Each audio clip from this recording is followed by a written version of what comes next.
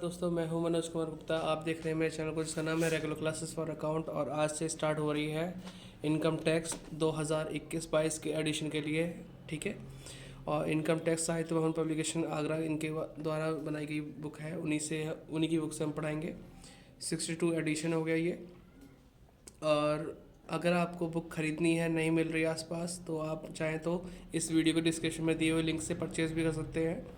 उस डिस्क्रिप्शन में मैंने आपको इस बुक का भी लिंक दिया है, प्लस इसके प्रॉब्लम एंड सॉल्यूशन वाली बुक का भी लिंक दे रखा है। अगर जो बच्चा ट्यूशन नहीं पढ़ पा रहा आसपास है और इंटरनेट से भी नहीं पढ़ पा रहा, तो प्रॉब्लम एंड सॉल्यूशन के लिए परचेज़ कर सकता है बुक। डिस्क्रिप्शन लिंक है, वहाँ से खरीद सकते हैं, अमेज़ॉन या फिर फ्लिपकार्ट से, जैसा भी चाहे आप। तो इसमें जो चैप्टर स्टार्ट करेंगे, हम चैप्टर स्टार्ट करेंगे 7 से, क्योंकि बच्चे के स्कूल जो बच्चा मेरा पढ़ रहा है, इसके कॉलेज में 7 चैप्टर पढ़ा जा रहा है, तो यहीं से स्टार्ट करेंगे, इनकम फ्रॉम हाउस प्रॉपर्टी। इसीलिए हमने कुछ रूल्स भी लिखवाए हैं। आप भी इसे लिख सकते हैं, मैं पढ़ के सुनाऊंगा, समझाऊंगा, आप लिख सकते हैं, वैसे दिख जाएगा आपको आराम से। तो इसमें इनकम फ्रॉम हाउस प्रॉपर्टी के बारे में डेफिनेशन दी गई है। इनकम फ्रॉम हाउस प्रॉपर्टी क्या होता है, पहले नॉर्मल सुन लो। जब भी हमारी प्रॉपर्टी, जो भी जिसमें भी हम रहते हैं, उससे कमाई कब कर सकते हैं, जिस रहने वाले घर से हम कमाई कैसे कर सकते हैं, उस केस में ये बताया गया है। अगर हम रहने वाले घर को किराए पे दे दें या फिर कोई भी इंसान जो किराए पे लेगा, वो चाहे बिजनेस करे या खुद रहे, जैसे भी है, तो हमें क्या मिलेगा, किराया मिलेगा। उससे ही जो हमें इनकम होगी, वही हमारी इनकम फ्रॉम हाउस प्रॉपर्टी के अंदर आएगी। हम खुद रह रहे हैं, इससे कोई हमें इनकम नहीं हो रही, ना इनकम हो रही, ना उस पर टैक्स ज़्यादा बन रहा है। लेकिन हाँ, अगर आपका प्रॉपर्टी टैक्स तो देना पड़ता है, लेकिन कोशिश करो कि कुछ इनकम बने जिसमें आप कुछ टैक्स दे सको। नहीं बन पा रहा, कोई दिक्कत नहीं, डिडक्शन तो ले ही सकते हो आप, वगैरह वगैरह। तो डेफिनेशन बताते हैं क्या लिखा हुआ है इसके अंदर। Income from house property, it means that income which is related in house property या related in property. For example, when we let out our house property to the tenant, जब भी हम अपनी हाउस प्रॉपर्टी को tenant यानी किराएदार को देते हैं, at the time, then then this then then this income will be treated या रिलेटेड टू हाउस प्रॉपर्टी। उस समय वो इनकम जो भी होती है, वो किससे रिलेट होती है, हाउस प्रॉपर्टी से रिलेट होती है, और हाउस प्रॉपर्टी वाली इनकम कहलाती है। तो आप यहाँ पे इस मीनिंग से आप ये समझ सकते हैं, जब भी हम कोई भी अपनी प्रॉपर्टी को किराए पे देंगे और उससे जो किराया मिलेगा, वो हाउस प्रॉपर्टी के अंदर माना हुआ किराया माना जाएगा, कि हाउस प्रॉपर्टी से इनकम जो हुई है वही वो किराया है। अब इसको कैलकुलेट करने के लिए बहुत सारी चीज़ें पता होनी चाहिए, जैसे कि म्यूनसिपल वैल्यू को बोलते हैं नगर पालिका मूल्य। अब ये लिखा गया, it is decided by municipality to the society and we paid the municipal tax of the house भी ले सकते हैं, ऑफ द टैक्स है, तो हम म्यूनसिपल टैक्स पे करते हैं इस हाउस पे, जिसकी वैल्यू म्यूनसिपल वैल्यू तय करता है म्यूनसिपालिटी। मतलब ध्यान रखना कि कोई भी हाउस प्रॉपर्टी है, उसका जो म्यूनसिपल वैल्यू तय करेगी, उसी के ऊपर हमें म्यूनसिपल टैक्स पे करना होता है। तो ध्यान रखना इस चीज़ को, ठीक है। अगला है फेयर रेंट, ठीक है। फेयर रेंट, अब फेयर रेंट में क्या होता है, rent of similar properties in same locality, यानी कि आप जहाँ पे रह रहे हो, उसके आसपास, जिस लोकेलिटी में आप रह रहे हो, उसके आसपास जो किराया चल रहा है, वो आपका क्या कहलाएगा, फेयर रेंट, ठीक है। तो एक म्यूनसिपल वैल्यू हो गया, एक फेयर रेंट हो गया। एक होता है actual rent, it means rent is received by tenant to the owner, यानी जो रेंट दिया जाता है किराएदार द्वारा ओनर को, of the house property being timely, जो भी टाइमली, मंथली, जो भी क्वार्टरली या ईयरली रेंट पे किया जाता है, किसके द्वारा, टेनेंट के द्वारा, मतलब किराएदार के द्वारा, किसको, ओनर को, वो एक्चुअल रेंट होता है। अब 3 चीज़ पता चल गई, म्यूनसिपल वैल्यू, फेयर रेंट और actual rent. Municipal value municipality तय करेगी, भाई सर्कल रेट के हिसाब से क्या चल रहा है, इसमें हर साल का क्या हिसाब किताब है। फेयर रेंट, जो आसपास किराया चल रहा होता है, जैसे आप रह रहे हो एम ब्लॉक में, एम ब्लॉक का 5,000 किराया चल रहा है, अब कोई 5,000 भी दे रहा है, कोई 6,000 भी दे रहा है, लेकिन आसपास जो नॉर्मल रेंट है वो कितना है, फेयर रेंट बोला जाएगा, जितना भी होगा। एक्चुअल रेंट वास्तव में जो हमें रिसीव होता है, अब मान लो 5,000 चल रहा है, लेकिन हमारे घर की कंडीशन अच्छी नहीं है, तो 4 में भी देना पड़ेगा, और घर की कंडीशन अच्छी है, टाइल वाइल लगवा रखी है, तो 6 में भी दे सकते तुमसे, वो तो सामने वाले की अंडरस्टैंडिंग के ऊपर है, वो कितने में लेता है। तो 3 चीज़ पता चल गई। अब है एक्सपेक्टेड रेंट। एक्सपेक्टेड रेंट यानी संभावित किराया, हम संभावना कर सकते हैं भाई कौन सा मिलेगा। अब लिखा to decide this rent we should compare in between municipal value and fair rent. हम दोनों में कंपेयर करते हैं म्यूनसिपल वैल्यू फेयर रेंट पे, जो भी हायर होगा which ever is greater called expected rent. Expected rent तभी निकाल पाएंगे जब हमारे पास म्यूनसिपल वैल्यू और फेयर रेंट होगा, और उनमें से जो भी वैल्यू ज़्यादा होगी वही एक्सपेक्टेड होगी, भाई इससे मिलने की संभावना ज़्यादा है। ग्रॉस एनुअल वैल्यू कैसे निकालते हैं? To decide the value we should compare between expected rent और एक्चुअल रेंट। एक्सपेक्टेड जो हमारा आएगा वो और एक्चुअल रेंट, इनमें हम कंपेयर करेंगे which ever is greater called gross annual value, जो भी इनमें से ज़्यादा होगा। अब हम पहले सबसे पहले क्वेश्चन में लिखेंगे म्यूनसिपल वैल्यू, फिर लिखेंगे फेयर रेंट, फिर लिखेंगे एक्चुअल रेंट। इन दोनों में से जो भी ज़्यादा होगा वो एक्सपेक्टेड बन जाएगा, और एक्सपेक्टेड एक्चुअल में जो भी ज़्यादा होगा वो ग्रॉस एनुअल वैल्यू बन जाएगा। और ग्रॉस एनुअल वैल्यू में से हम क्या माइनस करते हैं? म्यूनसिपल टैक्स या अनरियलाइज रेंट। अब इसके बारे में पता कैसे चलेगा कौन सा माइनस करते हैं? आप इसे नोट डाउन कर लेना अगर दिख रहा हो तो, अदरवाइज बुक में मिल जाएगा, आप वहाँ से भी नोट डाउन कर सकते हैं। सॉरी, हाँ। अब बुक आपको खरीदनी है तो डिस्क्रिप्शन में लिंक है, वहाँ से आप परचेज कीजिए, मिल जाएगी बुक आपको। इसीलिए पहली बार मैंने सोचा कि डिस्क्रिप्शन में लिंक डाल दूँ, भाई बच्चे पूछते कौन सी बुक से पढ़ा रहे, कौन सी बुक से। तो एच.सी. मल्होत्रा की बुक है, उससे पढ़ा रहे हैं। ये चार्ट हमें दे रखा है, बुक के अंदर भी मिल जाएगा चार्ट आपको, चार्ट नोट डाउन कर लेना। ग्रॉस एनुअल वैल्यू तो आप निकाल लोगे हाउस की, जो भी होगी आपके, ठीक है। ग्रॉस एनुअल वैल्यू लिख दोगे, उसमें से लेस करोगे local tax paid by the owner during the previous year. जितना भी ऑनर पे करेगा म्यूनसिपल टैक्स, वो आप यहाँ पे माइनस करोगे। अनरियलाइज रेंट वो माइनस होगा, टोटल करके जो वैल्यू बचेगी उसे बोलते हैं, माइनस करके जो वैल्यू बचेगी एनुअल वैल्यू। एनुअल वैल्यू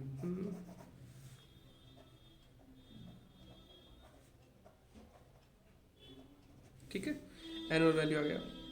उसमें से डिडक्शन माइनस करेंगे, डिडक्शन अंडर सेक्शन 24। डिडक्शन जो होगी किस अंडर सेक्शन से होगी? 24 के अकॉर्डिंग। 30% ऑफ AV मतलब एनुअल वैल्यू 30%। और इसमें सेकंड पॉइंट है इंटरेस्ट ऑन लोन।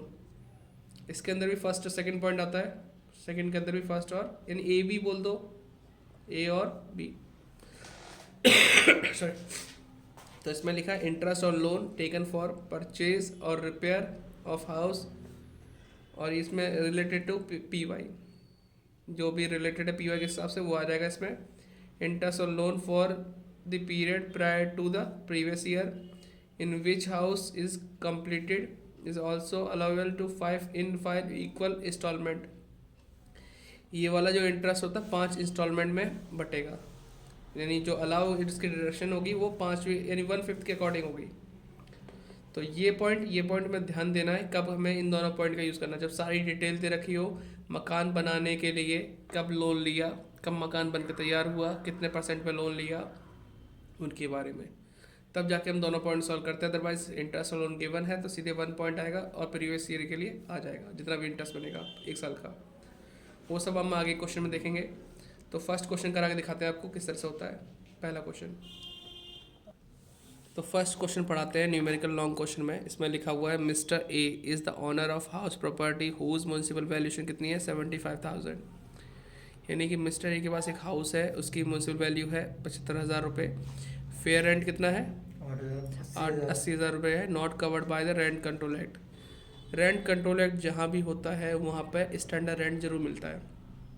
मतलब स्टैंडर्ड रेंट इसलिए कि कोई मनमानी ना कर सके, फालतू रेंट ना ले सके, फिक्स रेट, मतलब स्टैंडर्ड रेंट बता देते हैं भाई इससे ज़्यादा रेंट नहीं हो सकता, नॉर्मल इससे कम आप ले सकते हो आराम से, है ना, मान सकते हो, संभावना लगा सकते हो। जैसे कि भाई देखा दिल्ली मुंबई में ऐसी जगह होती है जहाँ लोग रहने के लिए मजबूर होते हैं और उनसे मनमाना किराया लिया जाता है, तो रेंट कंट्रोल एक्ट वहाँ लगा देते हैं जैसे कि भाई इससे ज़्यादा रेंट ना ले सके कोई ज़्यादा, लेकिन फिर भी जब मजबूरी है तो देना पड़ जाता है। अब आगे देखते हैं। The construction of the property was commenced on 1 January 2016 को प्रॉपर्टी का कंस्ट्रक्शन स्टार्ट हुआ एंड कम्प्लीटेड ऑन 30 अप्रैल 2017, मतलब 1 साल बाद अप्रैल के महीने में ये कंप्लीट भी हो गई। The building comprises of 3 unit. इसमें कितनी यूनिट है? 3 मंजिल मान लो, है ना, 3 फ्लोर टाइप से। इसमें लिखा and is let out to mister X Y Z, तीनों की तीनों किराए पे दे रखी हैं, मतलब मोटी कमाई हो रही से, है ना। ऑन एन एनुअल रेंट कितना है 30,000 पर यूनिट पर, मतलब एनुअल रेंट पूरे साल का रेंट है, पर यूनिट पे कितना मिल रहा है 30,000, 3 यूनिट से 90,000 के आसपास मिल जाएगा। ठीक है, ये एक्चुअल रेंट है जो मिल रहा है, वास्तव में जो मिल रहा है। Find out the annual value of the house property mister X and Y taken, इसमें तो ये हाउस प्रॉपर्टी में निकालना है annual value of the house if mister X and Y have taken their unit for residential purpose and mister Z for his business purpose. मतलब दो लोग तो रहने के लिए यूज़ कर रहे हैं और एक हमारा वो क्या है शॉप के लिए यूज़ कर रहा है, बिजनेस के लिए यूज़ कर रहा है। तो हमें सिर्फ एनुअल वैल्यू निकालनी है इस क्वेश्चन में। तो first question, calculation of annual value. अब ये एनुअल वैल्यू निकालनी सिंपल। फर्स्ट हम बात करेंगे सबसे पहले म्युनिसिपल वैल्यू। म्युनिसिपल वैल्यू हमारे क्वेश्चन में, क्वेश्चन की म्युनिसिपल वैल्यू कितनी थी 75,000। नंबर 2, फेयर रेंट कितना है 80,000। 80,000। पेन गया तुम्हारा, नया लिया था ये, चल गया पेन, है ना। फेयर रेंट हमें दे रखा कितना 80,000, इसमें कोई दिक्कत तो नहीं, फेयर रेंट मिल गया। Number 3, actual rent. भाई हमारा घर जो रेंट पे दे रखा है वो 30,000 रुपये पर यूनिट है और 3 यूनिट है, तो 90,000 ये हो गया। क्लियर, यहाँ तक तो कोई दिक्कत नहीं। अब हम निकालते हैं first point, expected rent. Expected rent आता है म्युनिसिपल वैल्यू फेयर रेंट पे जो भी ज़्यादा होता है उसके हिसाब से आता है। भाई इनमें से ज़्यादा कौन सा है, फेयर रेंट, मतलब अमाउंट बोलो, 80,000 ज़्यादा है ना, 80,000। तो 80,000 हमारा एक्सपेक्टेड हो गया। फिर नंबर 2 तो ऐसे लिख देंगे एक्चुअल रेंट को same to same. Actual rent कितना दे रखा था 90,000, ठीक, इतना आ गया। फिर आता है इन दोनों में से ज़्यादा कौन सा है।